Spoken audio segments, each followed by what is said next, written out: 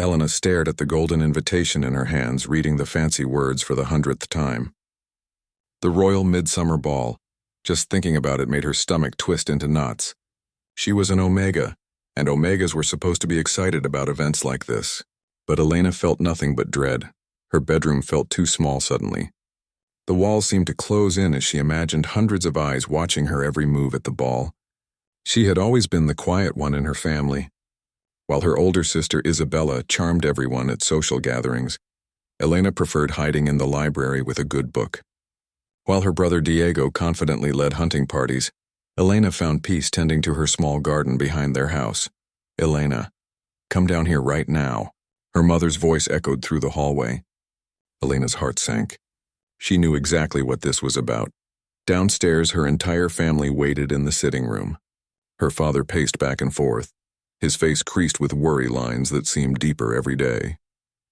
Her mother sat rigid in her chair, clutching a stack of unpaid bills. Isabella lounged on the sofa, looking beautiful as always, while Diego leaned against the window with his arms crossed. "We need to talk," her father said, his voice heavy with exhaustion.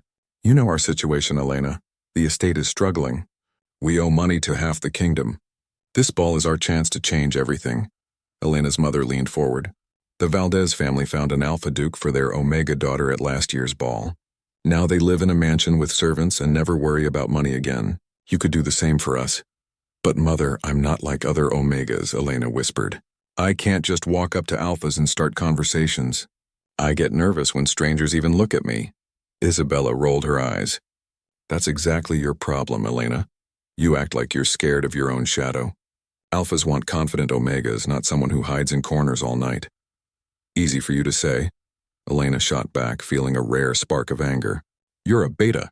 You don't have to worry about alpha pheromones making you dizzy. You don't have to deal with everyone expecting you to be submissive and perfect." Diego pushed off from the window. "Look, little sister, we're all counting on you here. The family name depends on it. Find a wealthy alpha, charm him, and secure our future. It's not that complicated." Elena felt the weight of their expectations crushing down on her shoulders. She loved her family, but sometimes she wondered if they saw her as a person or just a tool to solve their financial problems. The thought made her chest tight with emotion she couldn't quite name. That evening, Elena stood before her mirror trying on the dress her mother had borrowed from a family friend. The pale blue fabric was beautiful but hung loose in some places and tight in others. It had been made for someone taller and curvier. Elena looked like a little girl playing dress-up in her older sister's clothes. "This is hopeless," she muttered to her reflection. "I look ridiculous." Her grandmother's jewelry box sat on the dresser, filled with simple pieces that had been passed down through generations. Elena picked up a delicate silver necklace with a small moon pendant. Her grandmother had worn it to her first ball 60 years ago. The old woman had told Elena stories about dancing under crystal chandeliers and meeting her grandfather in the palace gardens. "I wish you were here, Abuela," Elena whispered, clasping the necklace around her neck. "You always knew what to say to make me feel brave." She remembered her grandmother's words. "Courage isn't about not being scared, mija. It's about doing what needs to be done even when your hands shake." Elena's hands were definitely shaking now. She practiced walking in the borrowed heels, wobbling slightly with each step. How was she supposed to dance gracefully when she could barely walk without tripping? She imagined herself stumbling in front of a room full of nobles and felt her cheeks burn with embarrassment. The next morning brought dress fittings and etiquette lessons from her mother. Elena practiced curtsying until her legs ached. She memorized the names and titles of every important alpha who might attend the ball. She learned which topics were appropriate for conversation and which ones to avoid at all costs. "Remember," her mother said for the 10th time, "speak only when spoken to first. Keep your eyes lowered in respect. And for heaven's sake, don't mention your books or your garden. Alphas don't want to hear about dirt and plants." Elena's heart sank a little more with each instruction. If she couldn't talk about the things she loved, what would she talk about? Weather? The beautiful decorations? She didn't know anything about politics or business or hunting. Her world was small and quiet, filled with simple pleasures that apparently no one else found interesting. 3 days before the ball, Elena received devastating news. The seamstress couldn't alter the borrowed dress properly. It would have to do as it was. Elena tried it on one more time and saw a girl who looked lost and uncomfortable in clothes that didn't fit her body or her personality. Maybe I could get sick, she thought desperately. A little fever, nothing serious. Just enough to miss the ball. But she knew she couldn't do that to her family. They were counting on her, even if their expectations felt impossible to meet. Her father's worried face flashed in her mind. Her mother's stack of bills. The servants they'd already had to let go. The repairs needed on their crumbling estate. Elena sank onto her bed and pulled her knees to her chest. Tomorrow night, she would have to walk into a ballroom full of strangers and somehow convince a wealthy alpha that she was worth marrying. The thought terrified her more than anything she'd ever faced. She closed her eyes and tried to imagine herself confident and charming like Isabella. She pictured herself gliding across the dance floor, laughing at clever jokes, making brilliant conversation. But every time she tried to hold on to that image, it slipped away like smoke. "I can't do this," she whispered into the darkness of her room. "I'm going to embarrass myself and disappoint everyone who matters to me." Outside her window, the moon hung low and bright in the sky. Elena pressed her hand to her grandmother's necklace and made a promise to herself. She would go to the ball. She would try her best. But she wouldn't pretend to be someone she wasn't, even if it meant spending the entire evening alone. Tomorrow night would change everything. She just had no idea how much. The royal palace looked like something from a fairy tale as their carriage rolled up the circular drive. Elena pressed her nose to the window, watching torch flames dance in the evening breeze. Golden light poured from every window and she could hear music floating through the air even from outside. "Close your mouth, Elena," her mother hissed. "You look like a peasant seeing the palace for the first time." "I am seeing the palace for the first time," Elena whispered back. But she pulled away from the window and tried to look more composed. Her father helped her down from the carriage, and Elena's legs nearly gave out beneath her.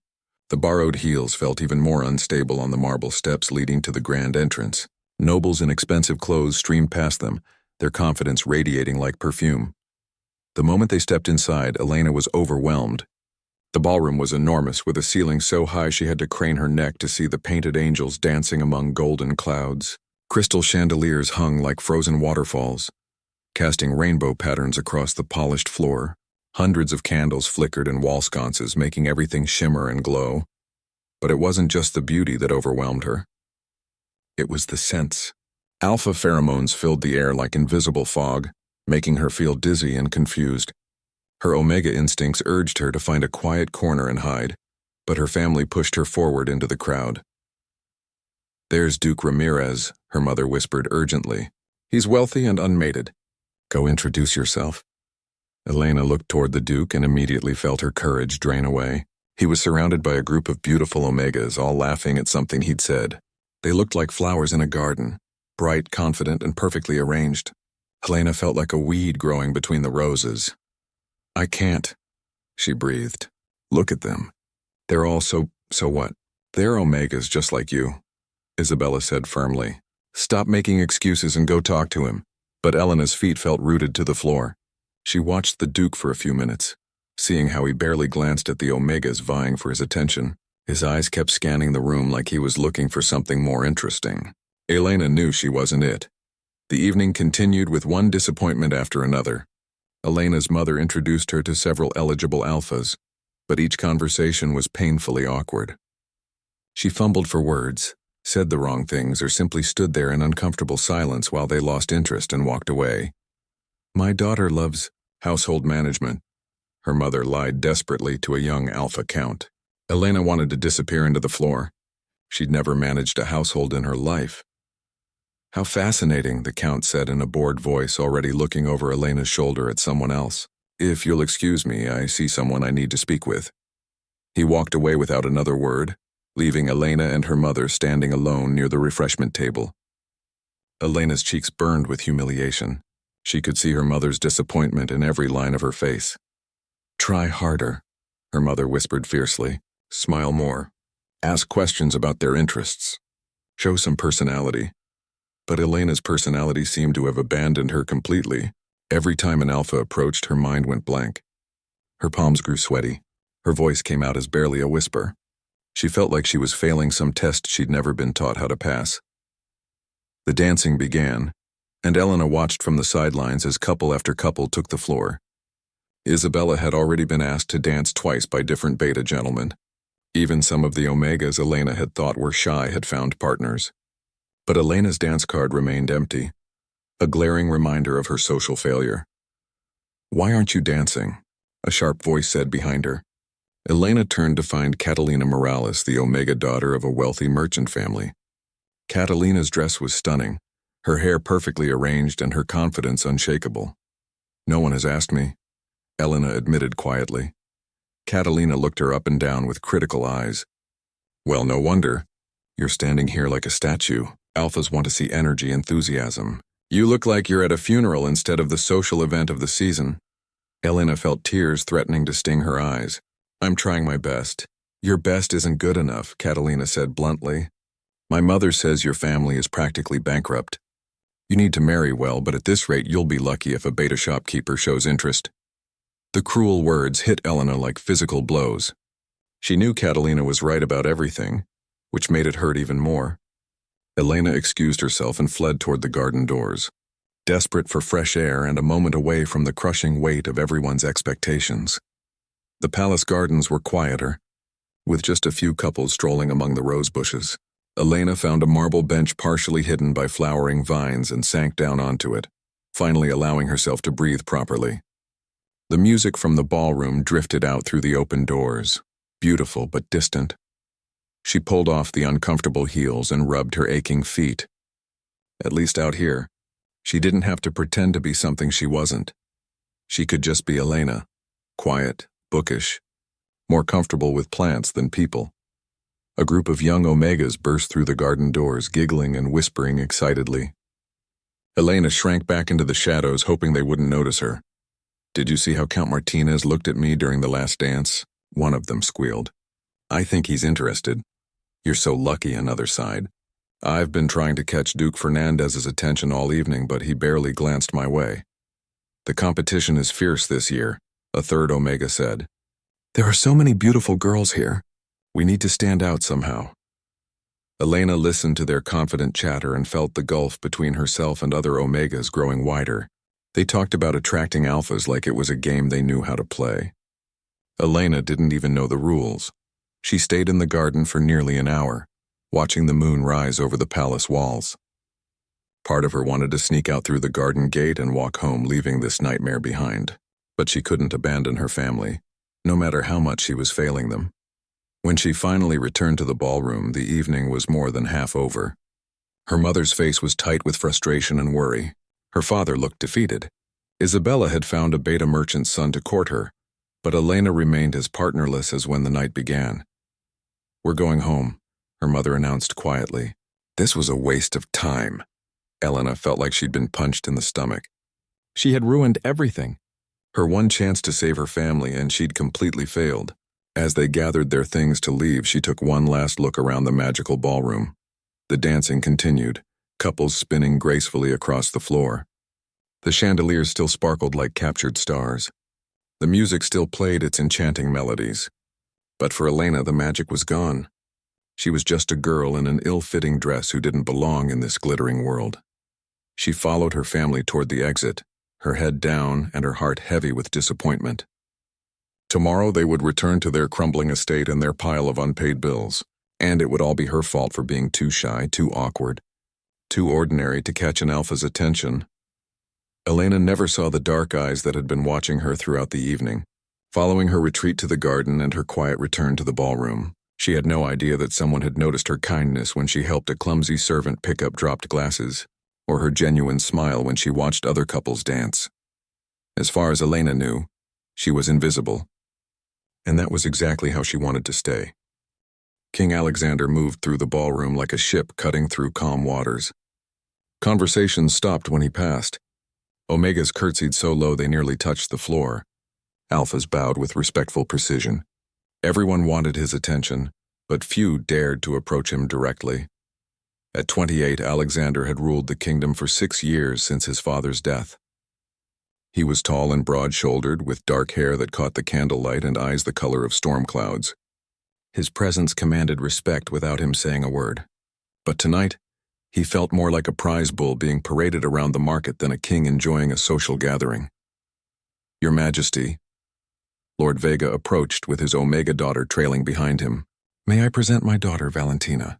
She's well educated and accomplished in music and languages. Alexander nodded politely as Valentina curtsied perfectly. She was beautiful, well-dressed, and everything his royal council would approve of. She was also completely predictable. He could already imagine their stilted conversation about the weather and palace gardens. It's an honor to meet you, Your Majesty, Valentina said with practiced grace. I've heard wonderful things about the Royal Library. I would love to discuss literature with you sometime. Of course, Alexander replied diplomatically, knowing she probably hadn't read anything more challenging than romance novels. Enjoy the evening. He moved on, leaving behind another disappointed father and his ambitious daughter. This scene had repeated itself dozens of times throughout the evening. Beautiful Omegas with impressive dowries and political connections, all hoping to become his queen, all leaving him feeling empty and bored.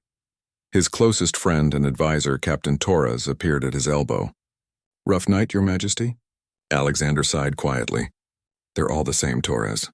Pretty faces spouting rehearsed lines their mothers taught them. Not one genuine conversation in the whole evening. The council is expecting you to show serious interest in someone tonight, Torres reminded him. They're getting impatient about the heir situation.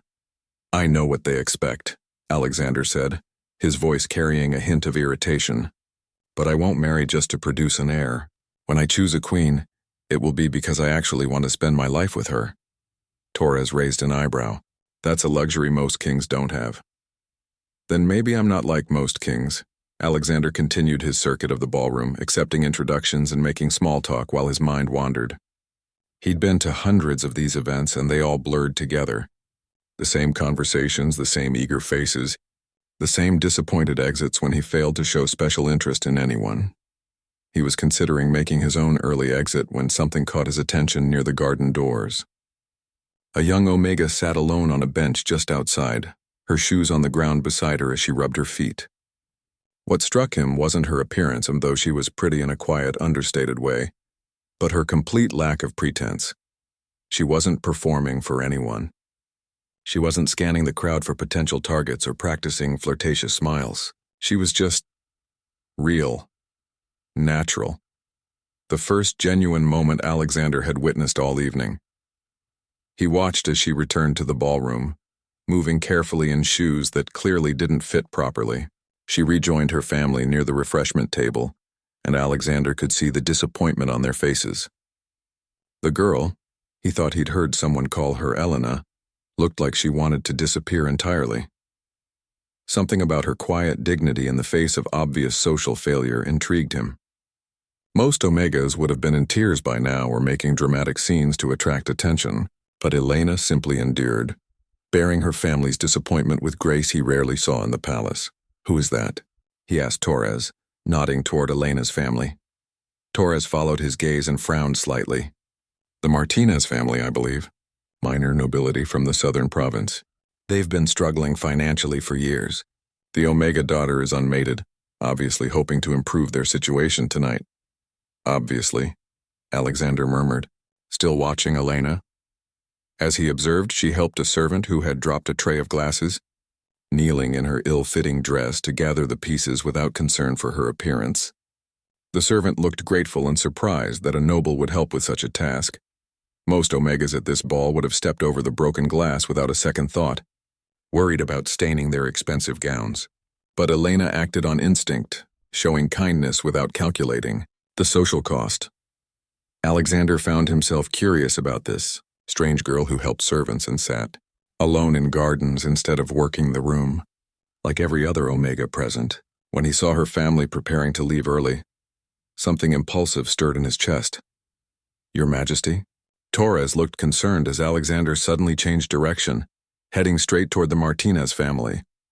The crowd seemed to sense something happening. Conversations quieted as people noticed the king's purposeful movement. By the time Alexander reached Elena's family, half the ballroom was watching with keen interest. Elena had her back to him, listening to her mother's quiet scolding about wasted opportunities. She had no idea that every eye in the room was suddenly focused on her location. "Excuse me," Alexander said, his deep voice carrying clearly in the sudden hush. Elena's family spun around as one, their faces shifting from despair to shock to desperate hope in the span of seconds. Elena herself seemed frozen, her eyes wide with disbelief as she found herself face to face with the king. Alexander had approached countless Omegas throughout his reign, but something about this moment felt different. Elena wasn't throwing herself at his feet or immediately launching into rehearsed compliments. She looked terrified but also genuine. Her fear was real, not performed for effect. "Your Majesty," Elena's father stammered, dropping into a hasty bow, "we are honored by your presence." But Alexander's attention was entirely focused on Elena. She stood perfectly still, her cheeks flushed pink, her hands clasped tightly in front of her. She looked like a deer caught in an open meadow, ready to bolt at the first sudden movement. "I don't believe we've been properly introduced," Alexander said gently, trying not to startle her further. "I'm Alexander." It was a simple introduction, leaving off his title deliberately. But Elena seemed incapable of speech. She opened her mouth, closed it, then tried again with no better result. Her mother jumped in quickly. "This is our daughter Elena, Your Majesty. She's just overcome with the honor of meeting you." Alexander could see that Elena was indeed overwhelmed, but not in the calculated way he was used to seeing. Her distress was genuine, which somehow made it more endearing than annoying. "Elena," he said, testing the name. It suited her, soft but with hidden strength. "Would you do me the honor of this dance?" The question hung in the air like a challenge to the natural order. Kings didn't ask unknown Omegas to dance, especially not ones from struggling families with no political influence. The ballroom held its collective breath, waiting for this impossible moment to make sense. Elena looked like she might faint. Her family looked like they might faint. Even Torres, standing a few feet away, looked stunned by his king's unexpected choice. But Alexander found himself genuinely curious about what Elena would say. For the first time all evening, he couldn't predict the response he would receive. And that made all the difference. Elena began, her voice barely above a whisper. She glanced at her family, then back at Alexander, clearly struggling to process what was happening. Alexander extended his hand and waited, giving her the choice despite knowing that refusing a king's invitation to dance would be social suicide. But he found himself hoping she would say yes, not out of obligation, but because some part of her wanted to. The entire kingdom seemed to hold its breath as Elena stared at his outstretched hand, weighing a decision that would change everything. Elena stared at the king's outstretched hand like it might bite her. Her heart hammered so hard she was sure everyone in the ballroom could hear it. This couldn't be real. Kings didn't dance with girls like her. They danced with duchesses and countesses, not Omegas whose families could barely afford new shoes. I'm not very good at dancing," she whispered, her voice shaking. Alexander's expression softened. Instead of looking annoyed by her hesitation, he seemed almost amused. "Neither am I most of the time. We can figure it out together." Something in his tone made Elena look up at his face properly for the first time. She expected to see impatience or pity, but instead found genuine kindness in his storm-gray eyes. He wasn't looking at her like she was a charity case or a political opportunity. He was looking at her like she was interesting. Slowly, hardly believing her own actions, Elena placed her trembling hand in his. The moment their skin touched, a warm tingle ran up her arm. Alpha pheromones this close should have made her dizzy and submissive, but Alexander's scent was different somehow. Calming instead of overwhelming, like pine forests and winter rain, clean and comforting. He led her onto the dance floor as the orchestra began a new waltz. Elena was acutely aware that every person in the ballroom was staring at them. Whispers followed in their wake like ripples on a pond. She caught fragments of shocked conversations. Is that really the Martinez girl? Why would the king choose her? She's nobody special. Elena's steps faltered as the cruel words reached her ears, but Alexander's steady grip kept her upright. "Look at me," he said quietly, his voice meant only for her. "Not at them, just me." Elena forced herself to meet his eyes and was surprised to find understanding there. "They're all watching," she breathed. "Let them watch," Alexander replied, beginning to guide her through the steps. "Right now, there's only you and me and the music. Everything else can wait." At first, Elena was too nervous to do anything but try not to trip over her own feet. The borrowed shoes pinched terribly, and she was terrified of stepping on the king's toes. But Alexander proved to be a patient teacher, gently correcting her steps without making her feel foolish. "You're thinking too hard," he said after she stumbled for the third time. "Dancing isn't about perfect technique. It's about feeling the music and trusting your partner." "Easy for you to say," Elena muttered, then immediately covered her mouth in horror. "I'm sorry, Your Majesty. I didn't mean to be rude," but Alexander was smiling. Actually smiling, not the polite expression he'd worn all evening. "Please call me Alexander." "And you weren't being rude. You were being honest. I like honesty." As the dance continued, Elena gradually began to relax. Alexander didn't make her feel stupid when she missed a step or forgot to breathe. Instead, he adjusted his movements to match hers, making it easier for her to follow. Slowly, she started to understand what he meant about feeling the music. "Better," Alexander said approvingly as Elena managed several steps without stumbling. "See? You were overthinking it." "I overthink everything," Elena admitted without meaning to. "My family says it's my biggest flaw." "I'd say it's a sign of intelligence," Alexander countered. "Too many people don't think at all.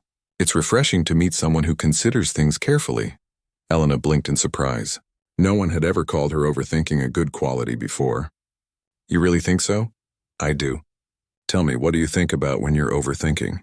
It was such an unexpected question that Elena answered honestly. "Books, mostly.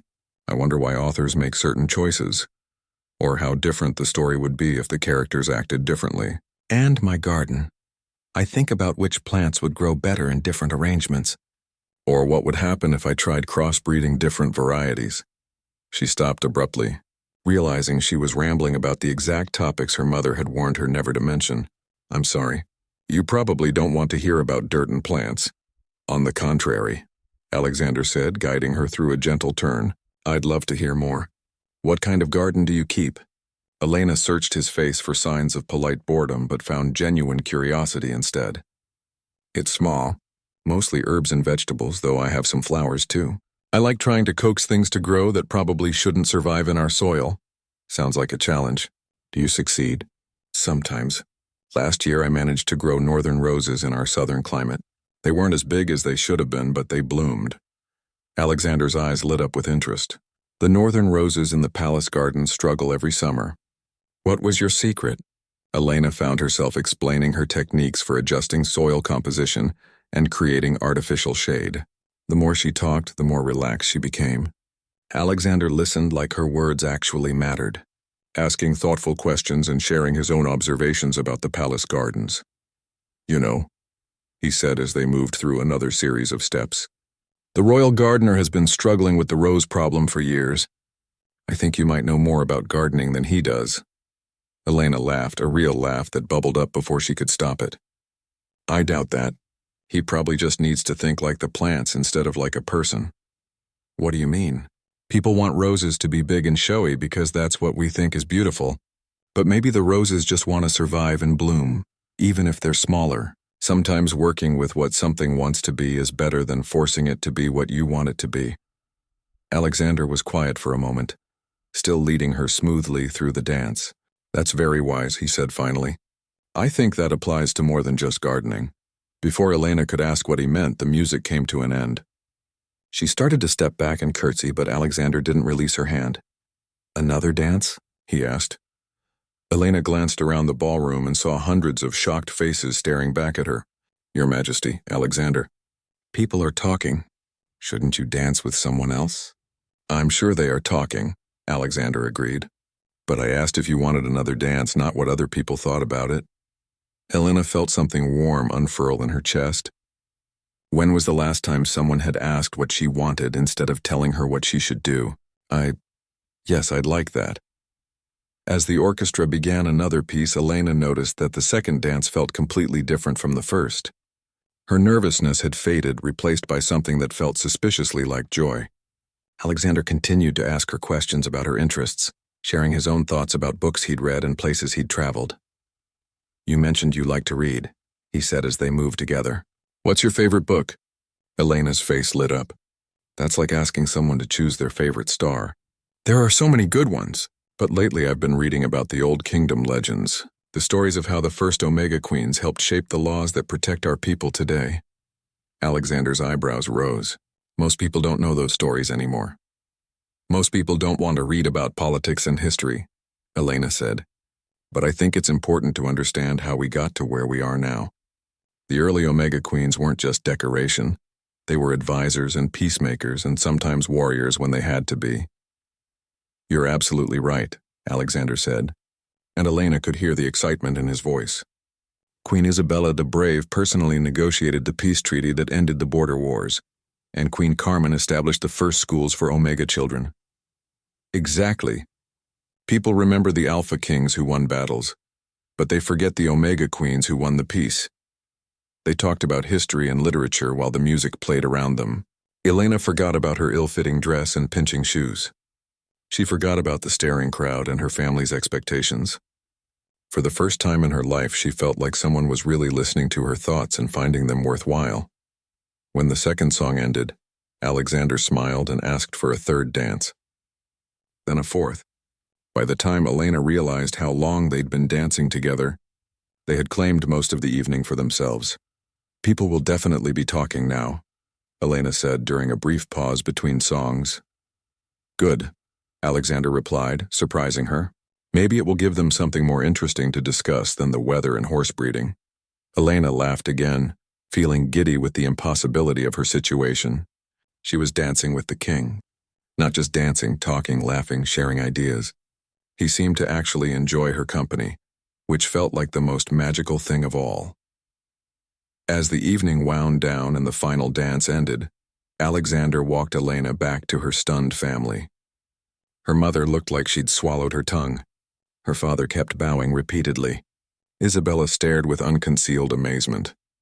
Thank you for the dances, Alexander said formally, but his eyes held warmth meant just for Elena. I hope we can continue our conversation about gardening and history sometime soon. Elena curtsied, her movements much steadier now than they had been hours earlier. Thank you, Your Majesty. Tonight was unexpected. The best things usually are, Alexander replied. As he walked away, Elena watched him go with a mixture of wonder and disbelief. Had that really happened? Had she really spent the evening dancing and talking with the king like they were old friends? Her family surrounded her immediately, all talking at once with excitement and questions. But Elena barely heard them. Elena woke up to chaos. The sound of carriages and horses outside her bedroom window was unusual enough, but the excited voices and commotion in the courtyard below made her sit up in confusion. Sunlight streamed through her curtains, and for a moment she wondered if she'd overslept for some important family event. Then the memories of the previous night came flooding back. The ball, the dancing. The king. Elena's heart started racing all over again. Had that really happened? Had she really spent hours dancing with King Alexander, talking about books and gardens like they were equals? In the bright morning light, it felt like an impossible dream. A sharp knock on her door interrupted her thoughts. Elena, get up right now, her mother called urgently. We have visitors. Elena stumbled out of bed and rushed to the window. What she saw made her jaw drop. Their modest estate's front courtyard was packed with carriages bearing noble family crests. Well-dressed servants milled about, and she could see at least a dozen people waiting near their front door. What's happening? Elena called back to her mother. Just get dressed, quickly, and wear your best dress, the blue one with the lace trim. Elena's hands shook as she tried to make sense of the morning's events. She pulled on the blue dress her mother had mentioned, though it was hardly her best, just the least worn of her limited wardrobe. As she tried to tame her hair, she caught glimpses of more carriages arriving through her window. Downstairs, the situation was even more overwhelming. Their small sitting room was packed with people Elena barely recognized. Minor nobles, wealthy merchants, even a few reporters with notebooks. Everyone seemed to be talking at once. There she is, someone called out when Elena appeared at the bottom of the stairs. Suddenly all eyes turned to her, and she felt the familiar urge to hide. Miss Martinez. A well-dressed woman approached with a calculating smile. I'm Lady Castillo.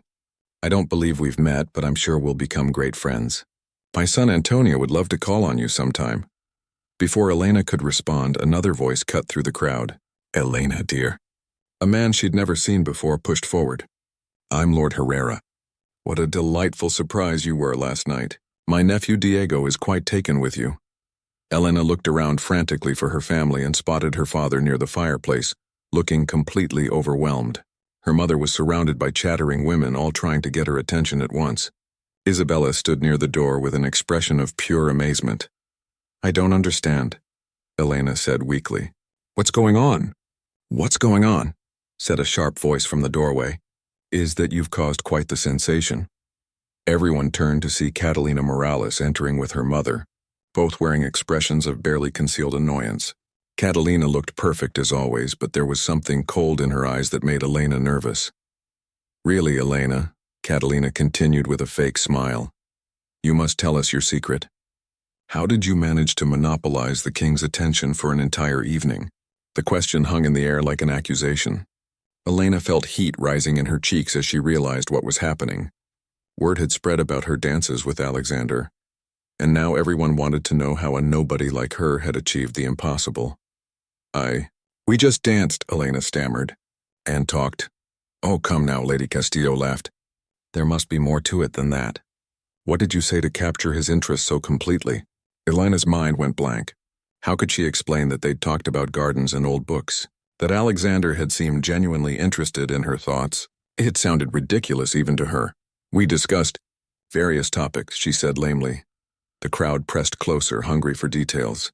Elena felt like a butterfly pinned to a board, examined from every angle by people who had never cared about her existence before yesterday. "Perhaps," Catalina said sweetly, "it was simply a case of the king feeling sorry for you. Everyone saw how pathetic you looked during the first half of the evening. Maybe he was just being charitable." The words hit Elena like a slap. Several people in the crowd nodded thoughtfully, as if this explanation made perfect sense. Elena's momentary confidence from the night before crumbled. "That's enough," Isabella said firmly, moving to stand beside her sister. Elena earned the king's attention fairly. She didn't scheme or manipulate, she was just herself.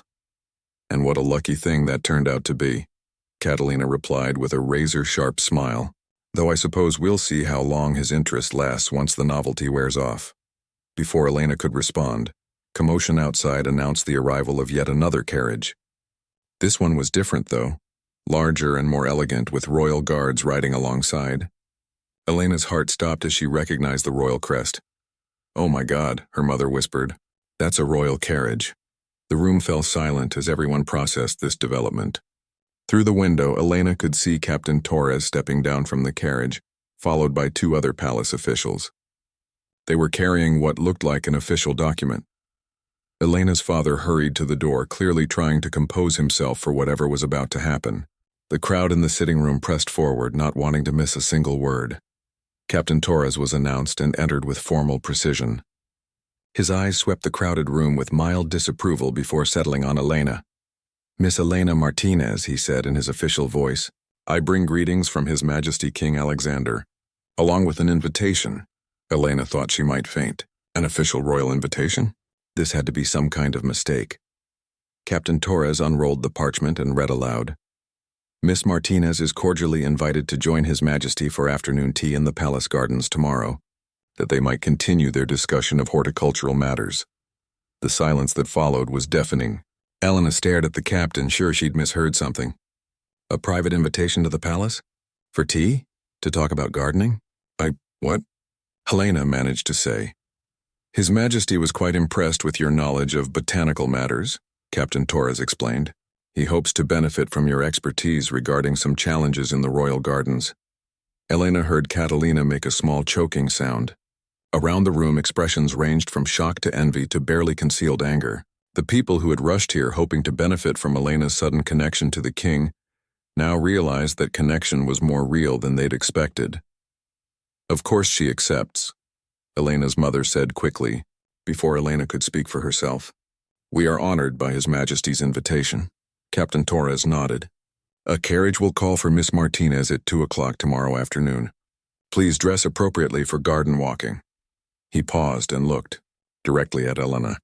"His Majesty specifically requested that you bring any notes or observations you might have about your gardening experiments." With that formal announcement, Captain Torres and his companions departed, leaving behind a room full of stunned people and one very overwhelmed Omega.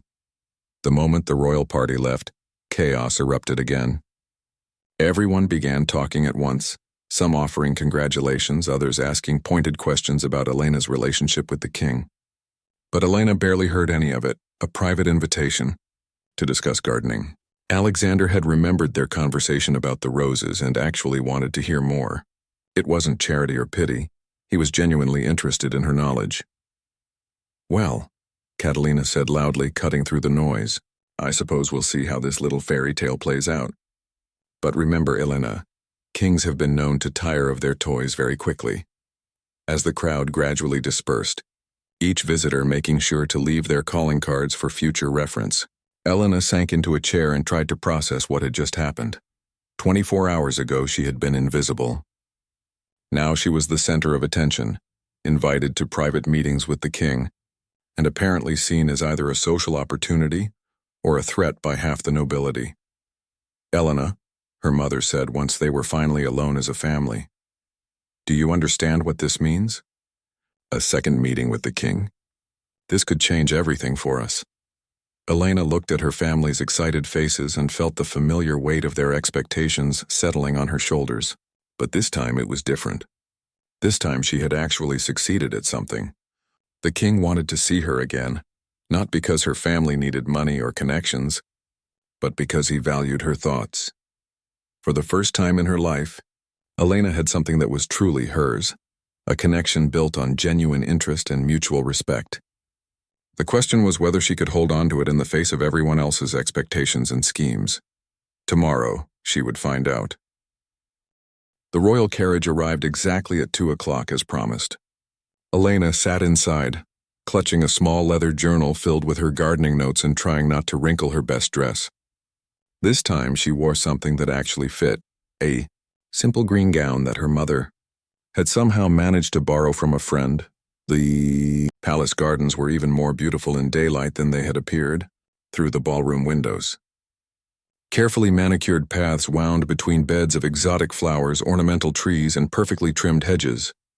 Everything was designed to show wealth and power, but Elena could see the practical problems underneath the pretty surface. King Alexander was waiting for her near a struggling rose garden, dressed casually in dark pants and a white shirt with the sleeves rolled up. He looked younger somehow, less intimidating than he had in his formal ballroom attire. "Elena," he said warmly as she approached, "thank you for coming. I hope the carriage ride wasn't too uncomfortable." "It was lovely, Your Majesty," Elena replied, trying to remember proper protocol. Should she curtsy again?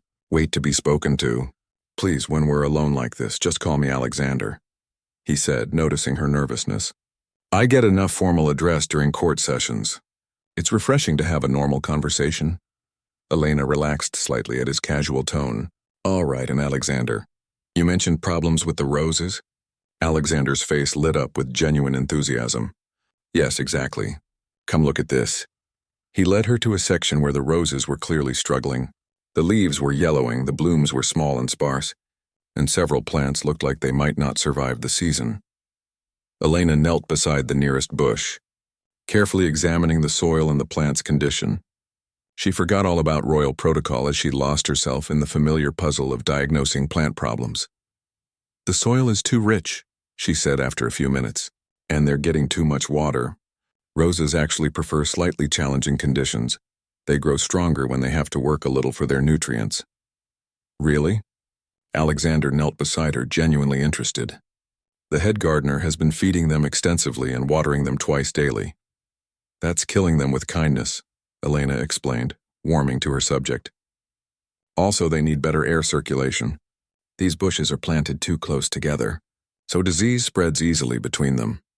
She pulled out her journal and showed him sketches she'd made of her own garden layout, explaining how spacing and soil composition affected plant health. Alexander listened intently, asking thoughtful questions and taking notes of his own. "You know," he said as they walked to examine other problem areas, "I think you understand plants better than most people understand people." Elena laughed. "Plants are easier than people. They're honest about what they need. People pretend to need one thing when they really need something completely different." "Like what?" Elena paused, realizing she was about to voice thoughts she'd never shared with anyone. "Like, Most people say they want to be noticed and admired, but I think what they really want is to be understood and accepted for who they truly are. Alexander was quiet for a moment, studying her face. And what do you want, Elena? The question caught her off guard. No one had ever asked her that before. I want to be useful, to help things grow and flourish instead of just taking up space. You are useful, Alexander said quietly. More than you know. They spent the afternoon walking through different sections of the gardens, with Elena offering suggestions for improvements, while Alexander shared stories about the palace's history. Elena learned that he personally oversaw many aspects of kingdom management, working long hours to improve conditions for all his subjects. Most people think being king means giving orders and attending parties, Alexander said, as they sat on a bench near a fountain. But it's really about making decisions that affect thousands of lives, often with incomplete information and no perfect choices. That sounds lonely, Elena observed. Alexander looked surprised by her insight. It is sometimes. Most people tell me what they think I want to hear, not what they actually think. It's hard to get honest advice when everyone has their own agenda. Is that why you talked to me at the ball? Because I don't have an agenda? Partly, Alexander admitted, but also because you were the only person there who seemed genuinely yourself. Everyone else was performing a role. Their conversation was interrupted by the arrival of Captain Torres, who approached with obvious reluctance. Your Majesty, Torres said carefully, the Royal Council is requesting an immediate audience with you. They say it's urgent. Alexander's expression darkened. About what? I believe it concerns your social activities, sir. Elena felt her stomach drop. She started to stand, ready to leave immediately, but Alexander caught her hand. Stay, he said firmly. We're not finished here. Torres looked uncomfortable. Sir, they were quite insistent. Let them wait, Alexander said with royal authority. Schedule a meeting for this evening. Right now I'm learning about garden management. After Torres left, Elena felt the weight of reality crashing back down. Alexander, maybe I should go. I don't want to cause problems for you. You're not causing problems, Alexander said. They are. The council thinks they can dictate who I spend time with, but I'm still the king. Over the following weeks, Alexander continued to invite Elena to the palace. Sometimes they walked in the gardens. Other times they talked in the royal library, sharing books and discussing everything from history to philosophy. Elena found herself looking forward to these meetings more than anything else in her life, but the pressure from outside sources grew stronger each day. Elena's own family began treating her differently, tiptoeing around her like she might break or disappear at any moment. Her mother constantly worried about Elena saying or doing the wrong thing. Her father started talking about expanding their estate and hiring more servants, spending money they didn't have based on expectations of Elena's future success. The attention from other nobles became overwhelming. Elena couldn't leave her house without being approached by people who had never acknowledged her existence before. Everyone wanted something. Introductions to the king, information about royal plans, or simply association with Elena's newfound status. Catalina Morales appeared at Elena's door one afternoon with a group of other Omega daughters from wealthy families. We thought we should have a little chat, Catalina said with false sweetness. Woman to woman, you understand. Elena reluctantly invited them in, though she dreaded whatever was coming. You've done very well for yourself, said Lucia Vega, daughter of a duke. But you must understand that this situation is unusual. Kings don't typically court Omegas from minor families. We're not courting, Elena protested. We're just friends. The other girls exchanged meaningful looks. Of course, Catalina said. But people are talking. Some say the king is just amusing himself before choosing a proper bride.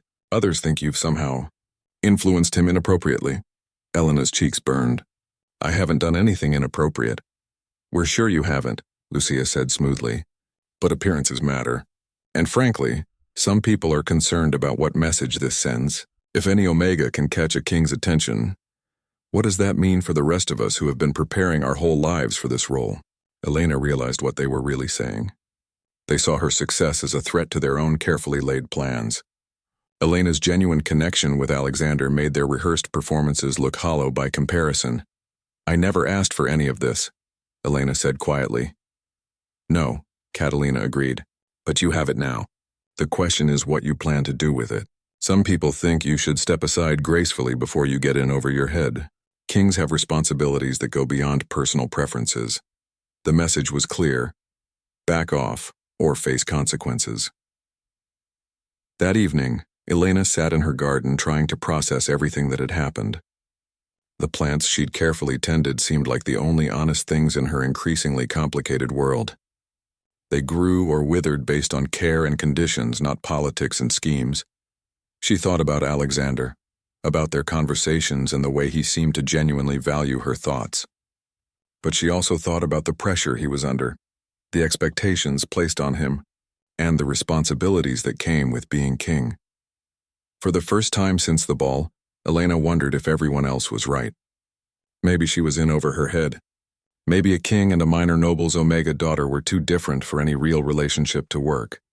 But even as doubt crept in, Elena remembered the look in Alexander's eyes when they talked about books, the way he listened when she explained her gardening theories, the genuine friendship that had grown between them. Tomorrow she would see him again. And somehow, she would have to figure out whether their connection was strong enough to survive the forces trying to tear it apart. The first reports came on a Tuesday morning. Elena was in her garden transplanting seedlings when her brother Diego burst through the back gate with a newspaper clutched in his hands. "Elena, you need to see this," he said, his face pale with worry.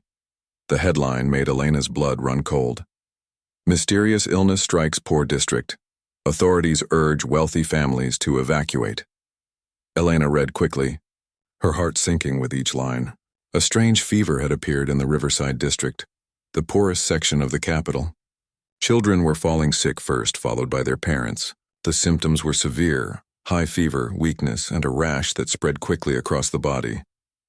"They're saying it might be contagious," Diego said. "All the noble families are leaving for their country estates. Mother wants us to pack immediately." Elena looked up from the newspaper. "What about the people who can't leave? The ones who live in Riverside?" Diego shrugged uncomfortably. "I'm sure the authorities will handle it. Our job is to keep our family safe." But Elena couldn't stop thinking about the families trapped in the diseased district with nowhere to go. While she packed her belongings that afternoon, her mind kept returning to the newspaper's description of overcrowded conditions and limited medical care. That evening, a royal messenger arrived with a note from Alexander. Elena's hands shook as she read it. "Elena, I know you've heard about the situation in Riverside. The royal physicians are doing everything they can, but we need more help. Your knowledge of herbs and healing plants could be valuable. However, I cannot ask you to risk your safety. The choice must be yours alone." Elena stared at the note for a long time. Alexander wasn't commanding her to help or forbidding her from getting involved. He was giving her a choice, trusting her to make her own decision about something that could affect her entire future. Her mother's voice drifted up from downstairs, discussing departure times with her father. In a few hours, they would leave for their cousin's estate in the mountains, far from any risk of infection. Elena made her decision.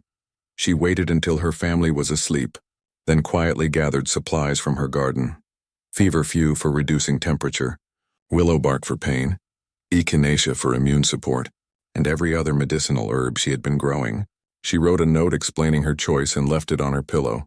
Then she slipped out into the night and made her way toward the capital. Riverside district looked like a ghost town. The usually busy streets were empty except for a few brave souls hurrying between buildings with cloth covering their faces. Elena could see lights in windows where people huddled inside, afraid to venture out. The makeshift medical station had been set up in the district's largest building, an old warehouse that normally served as a community meeting hall. Elena approached the harried-looking physician in charge, a middle-aged beta woman with exhausted eyes. "I'm here to help," Elena said simply. "I have medical herbs and some knowledge of natural remedies." Dr. Reyes looked Elena up and down, taking in her fine clothes and obvious noble breeding. "This isn't a place for someone like you, miss. It's dangerous, dirty work. Most of our volunteers are local residents who don't have anywhere else to go." "I understand the risks," Elena said firmly, "and I want to help anyway." For the next 3 days, Elena worked alongside doctors, nurses, and volunteers in conditions she had never imagined. The warehouse was hot, crowded, and filled with the sounds of coughing and crying. Sick children lay on makeshift beds while their parents watched helplessly. Elena used her herbs to make teas and poultices, working with Dr. Reyes to treat symptoms while the physicians searched for a cure. She held water cups for patients too weak to drink alone, changed bedding, and sat with frightened children whose parents were also sick. The work was exhausting and heartbreaking, but also strangely fulfilling.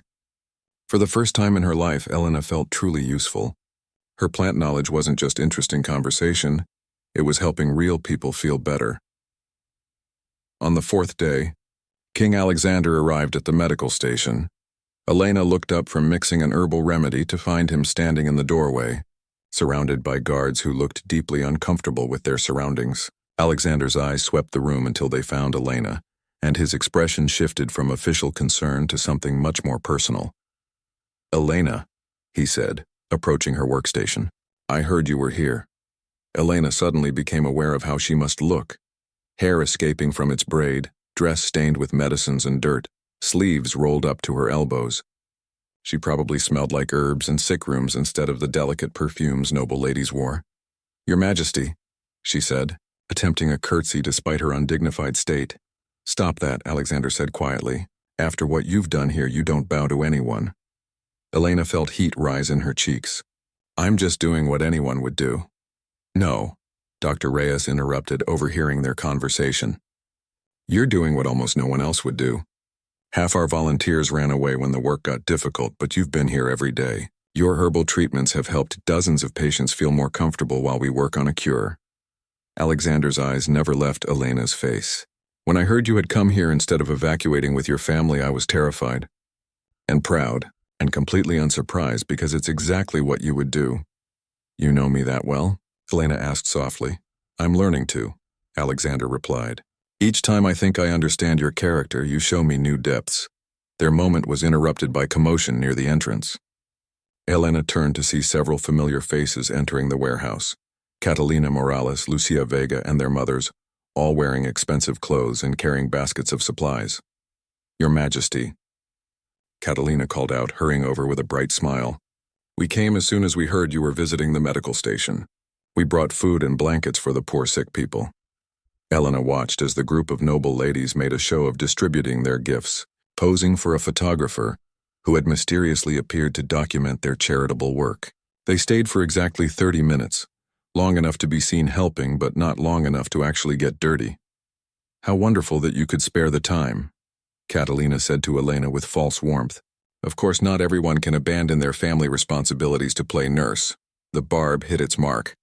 Elena's family had been furious when they received her note, and she knew they were worried sick about her. Guilt twisted in her stomach as she wondered if she had been selfish to come here. But Alexander stepped closer to Elena, his presence protective and supportive. "Elena hasn't abandoned any responsibilities," he said clearly, his voice carrying enough authority that everyone in the immediate area fell silent. "She's fulfilled the highest responsibility anyone can have, helping those who cannot help themselves." After the noble ladies left with their photographer, Alexander stayed to tour the medical station properly. He spoke with patients, thanked volunteers, and asked detailed questions about treatment methods. Elena watched him interact with people who had never imagined speaking to their king, and saw how he treated each person with genuine respect and concern. "You're good at this," Elena observed as they walked between rows of beds. "Good at what? Being a king? Really being one, not just wearing a crown." Alexander smiled. "I learned from someone recently that the most important thing is to help things grow and flourish, instead of just taking up space." Elena recognized her own words from their first garden conversation and felt warmth spread through her chest. That evening, as they prepared to leave the medical station, Alexander pulled Elena aside. "Elena, I need to tell you something. The Royal Council is unhappy about this situation. They think you're being reckless and reflecting poorly on the royal family by association. They want me to distance myself from you publicly." Elena's heart sank, though she had been expecting something like this. Maybe they're right. Maybe I have been reckless. "You've been brave," Alexander said firmly. "There's a difference. And I want you to know, whatever the council says, whatever pressure they put on me, my feelings about you haven't changed. If anything, seeing you here has made me more certain than ever." "Certain of what?" Alexander looked into her eyes with an intensity that made her breath catch. "Certain that you're exactly the kind of person this kingdom needs. The kind of person I need." Before Elena could respond, Dr. Reyes approached with news that changed everything. A royal physician had arrived with medicine that seemed to be curing the mysterious illness. The crisis was nearly over, and families would soon be reunited. As Elena prepared to return home to face her worried family and uncertain future, she realized that the past week had changed her fundamentally. She had discovered strength she didn't know she possessed and proven to herself that she could make a difference in the world. More importantly, she had shown Alexander, and everyone else watching, exactly who she really was when it mattered most. Now she would have to live with the consequences of that revelation, whatever they might be. 6 months had passed since the crisis in Riverside District. Elena sat in the same palace garden where she and Alexander had first discussed roses, but everything felt different now. The struggling bushes had been replanted according to her suggestions and were blooming beautifully. More importantly, she no longer felt like a nervous visitor in this place. She belonged here. The transformation hadn't happened overnight. After Elena's work in Riverside, public opinion had slowly shifted in her favor. The noble families who had criticized her began to see that her compassion and dedication were exactly the qualities a future queen should possess. Even Catalina Morales had grudgingly admitted that Elena's actions during the crisis had been unexpectedly impressive. The Royal Council had been harder to convince. For weeks after Riverside, they had pressured Alexander to choose a more traditional bride, someone with political connections and a substantial dowry. But Alexander had stood firm, and gradually, even his most conservative advisors began to see the wisdom in his choice. "She understands the people in a way that pure political breeding cannot teach," Captain Torres had finally admitted, "and the people love her for it." Elena smiled at the memory as she tended to a new section of the garden she had designed. Today was special. Alexander had asked her to meet him here because he had something important to discuss. "You're early." Alexander's voice came from behind her. Elena turned to find him approaching with something hidden behind his back. He looked nervous, which was unusual for someone who addressed foreign ambassadors and made kingdom-changing decisions every day. "I'm always early when I'm excited about something," Elena said. "What did you want to talk about?" Alexander stopped in front of her, his gray eyes serious but warm. "Elena, these past months have been the happiest of my life, not just because of the time we've spent together, but because of who you've inspired me to become." Elena's heart began to beat faster as she sensed where this conversation was heading. "Before I met you, I thought being king meant making decisions alone and carrying the weight of the kingdom on my shoulders. But you've shown me that the best leaders don't stand apart from their people. They stand with them." Alexander brought his hands forward, revealing a small velvet box. Elena's breath caught in her throat. "You've changed how I see everything," Alexander continued, dropping to one knee in the garden dirt without concern for his expensive clothes. "You've changed how I rule, how I think, how I love. I can't imagine facing the future without you beside me." He opened the box to reveal a ring that made Elena gasp. It wasn't the massive, showy piece she might have expected, but something much more personal. The center stone was a deep green emerald surrounded by smaller diamonds, set in a delicate band that looked like it had been crafted with love rather than mere expense. "This was my grandmother's ring," Alexander said. "She was the last queen who ruled with her heart as much as her head. I think she would have loved you." Elena felt tears building in her eyes as she looked down at the man who had seen past her shyness and fears to find the strength underneath. "Elena Martinez," Alexander said formally, though his voice shook with emotion. "Will you marry me? Will you be my queen, my partner, and help me build a kingdom we can both be proud of?" Elena didn't trust herself to speak, so she simply nodded. Alexander's face broke into a grin as he slipped the ring onto her finger. It fit perfectly, as if it had been waiting for her all along. Alexander stood and pulled Elena into his arms, spinning her around the garden while she laughed with pure joy. When he set her down, they were both breathless and grinning like children. "We should probably tell people," Elena said, admiring the way the ring caught the sunlight. "Already taken care of," Alexander said with a mischievous smile. "I may have mentioned to Captain Torres that he should prepare an announcement." As if summoned by their words, Torres appeared on the garden path with a formal scroll and a barely contained smile of his own. "Your Majesty." "Miss Martinez," he said with unusual warmth. "Shall I proceed with the proclamation?" Alexander looked at Elena, who nodded with excitement. Torres unrolled the scroll and began to read in his official voice. "Let it be known throughout the kingdom that His Majesty King Alexander has chosen Elena Martinez to be his bride and future queen. The royal wedding will take place in 3 months' time, with celebrations to include all citizens of the realm." Elena's eyes widened. "All citizens?" "Every single one," Alexander confirmed. "If they want to celebrate with us, they should be able to. We'll have the formal ceremony in the cathedral, but afterward we'll open the palace grounds for a public festival." The announcement spread through the kingdom like wildfire. Elena's family was overjoyed, though her mother immediately began worrying about wedding preparations and protocol. Isabella cried happy tears and declared herself the proudest sister in the kingdom. Even Diego admitted that Alexander seemed like a good match for his little sister. The wedding preparations were unlike anything Elena could have imagined. Instead of the traditional stuffy affair that royal weddings usually entailed, Elena and Alexander worked together to create a celebration that reflected their values and their love for their people. Elena insisted that the cathedral ceremony include readings from the stories of the historical Omega queens she so admired. Alexander arranged for musicians from every district of the kingdom to perform, not just the court orchestra. They planned the menu to include dishes from different regions, celebrating the diversity of their realm.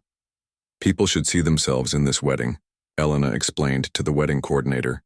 "It shouldn't just be about us. It should be about the kind of kingdom we want to build together." The night before the wedding, Elena stood in her childhood bedroom for the last time. Tomorrow she would become a queen, responsible for helping guide an entire kingdom. The thought should have terrified her, but instead, she felt a deep sense of rightness. Her grandmother's necklace lay on the dresser, ready to be worn under her wedding dress. Elena picked it up and thought about the scared girl who had worn it to a ball 6 months ago, certain she would spend the evening hiding in corners. "I wish you could see this. Abuela," Elena whispered to the empty room. "I think you'd be proud." The wedding day dawned clear and bright. Elena's dress was beautiful but practical, elegant enough for a royal ceremony but comfortable enough for hours of celebration afterward.